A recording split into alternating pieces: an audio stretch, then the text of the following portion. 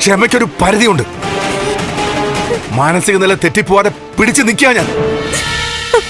ഒന്നും പറയണ്ട, പിന്മാറിക്കോ. നീ മത്സരിക്കണ്ട. നിന്റെ ഭാര്യ തെരഞ്ഞെടുപ്പിൽ മത്സരിക്കുന്നില്ലാന്ന്.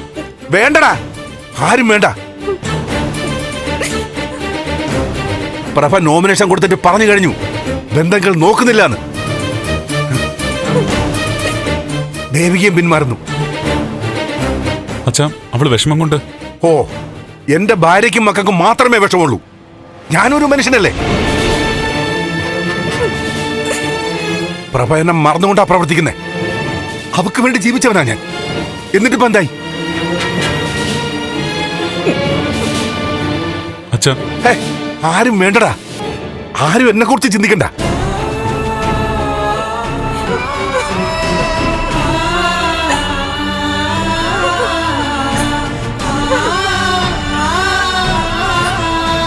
മോളെ, നിന്നെ ഞാൻ എന്റെ രജനിയെ പോലെ കണ്ടിട്ടുള്ളത്. മോളെ എന്ന് വിളിക്കുന്ന ഒരു ഭംഗിവാക്കല്ല. മോളെ എന്ന് കണ്ടു തന്നെ കൂടെ കൊണ്ടു കിടക്കുന്നേ. ദേഷ്യം കൊണ്ട് എന്തൊക്കെയോ വിളിച്ചു പറഞ്ഞു. വിഷമമെങ്കിൽ ക്ഷമിച്ചേക്ക്. അയ്യോ അച്ഛൻ, ഞാൻ